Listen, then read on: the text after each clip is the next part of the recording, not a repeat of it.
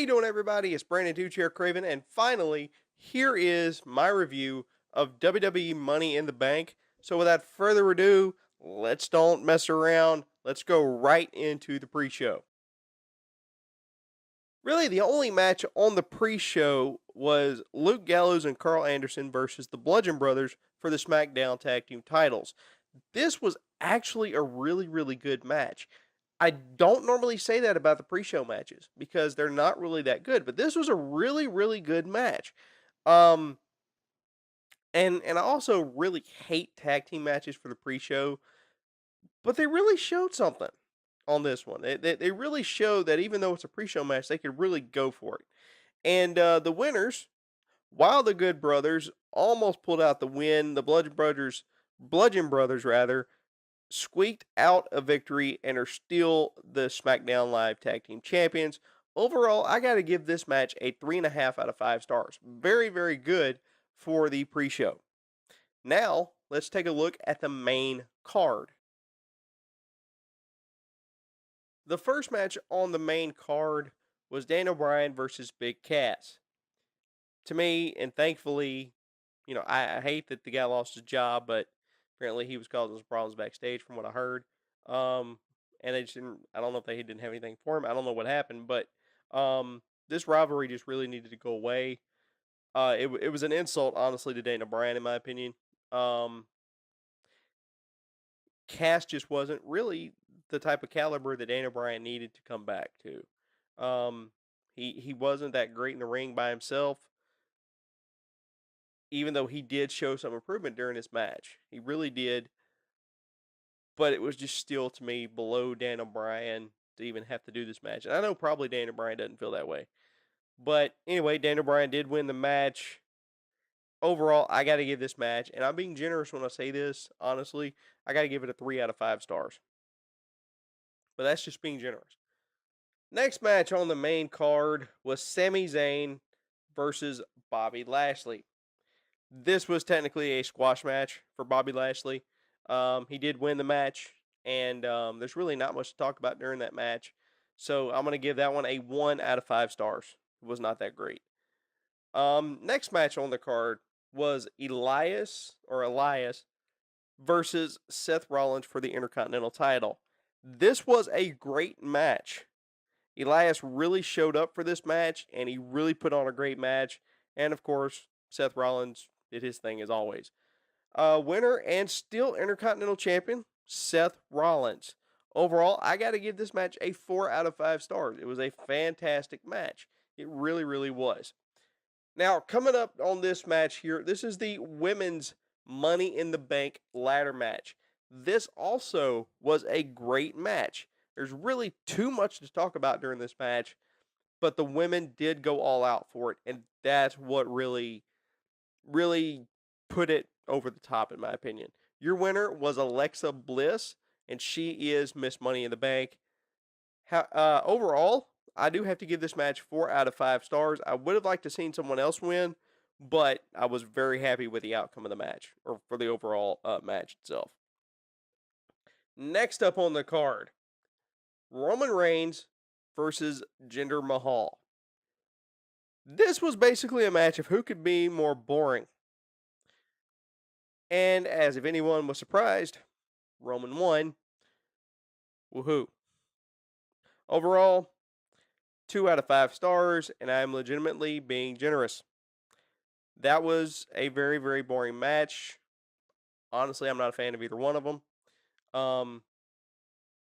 And don't get me wrong, I'm sure Roman's a good guy.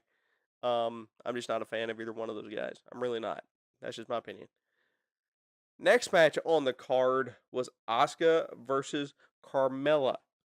Now, Carmella retained her title in a great match thanks to the help of, get this, and you already know this by now, but James Ellsworth.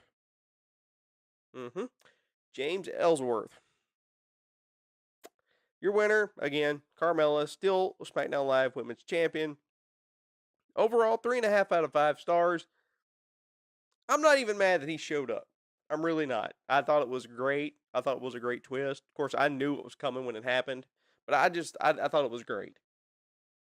Next up on the card was AJ Styles versus Shinsuke Nakamura in a last man standing match for the WWE title. This was a fantastic match.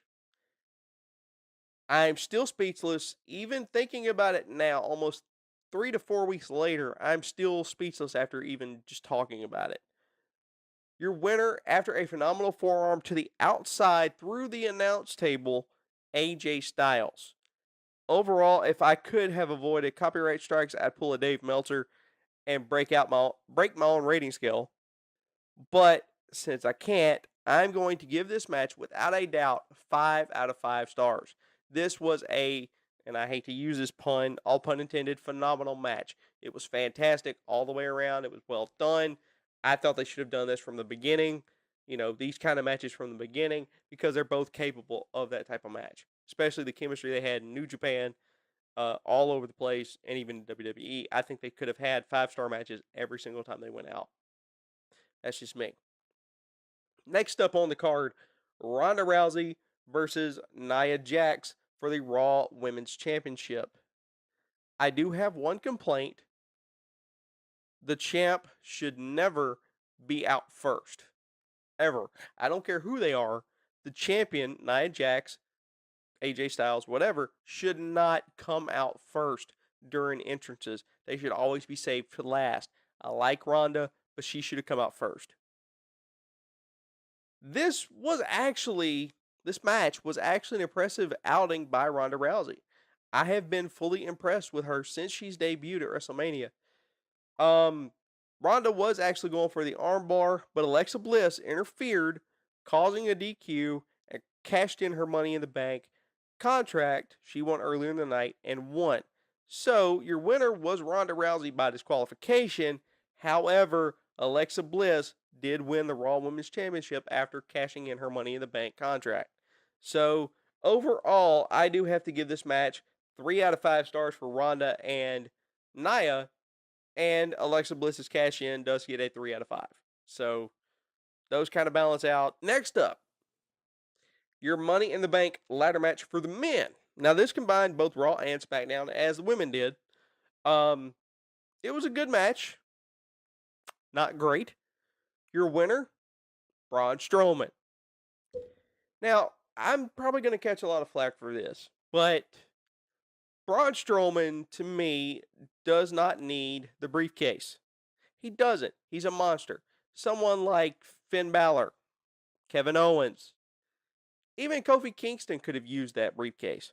Somebody of that caliber that you wouldn't expect to be champion. Especially since Brock is champion.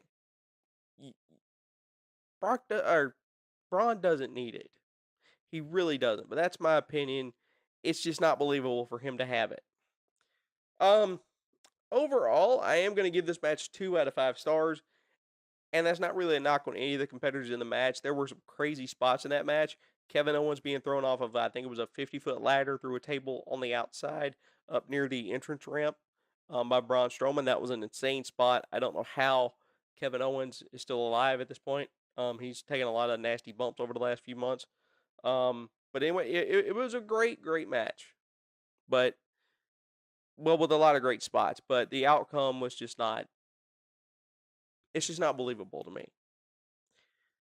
All right, so let's take a look at my match of the night.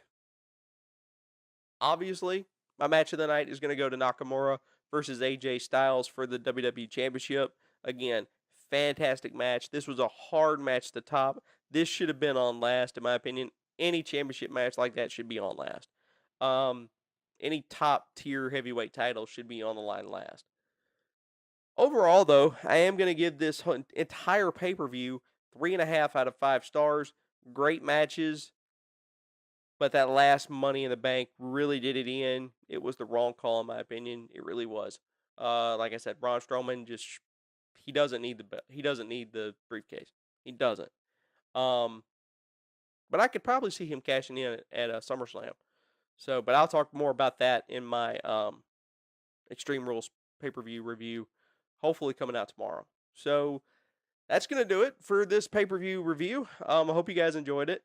Also, leave me a like, comment, and subscribe. Don't forget to do that for me. Um, it's been a while since I've done one of these, so this was actually an adventure trying to break away from the gaming videos for just for a day or two. Again, speaking of gaming videos, if you guys saw my last Arkham Asylum gameplay walkthrough, gameplay, let's play, whatever you want to call it, you did see that the Arkham City um playthrough will be starting August 2nd. So be on the lookout for that one. And again, thank you, David, for the awesome Joker voiceover. That was awesome. I'll be talking to you again, I'm sure. But guys, that's really gonna do it for this one. As I said before, do not forget, guys, like, share, subscribe, tell your friends about this channel.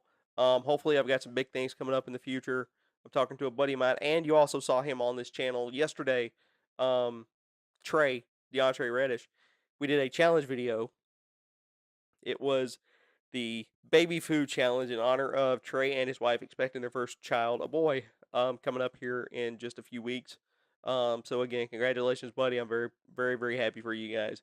Um, but yeah, that's gonna do it. And I'll see you guys hopefully tomorrow for my Extreme Rules pay-per-view review. And until then, guys, God bless you. This is Brandon Dudechair Craven. I'm down for the 3 count. 1, 2, 3. I missed that one. See you later, folks.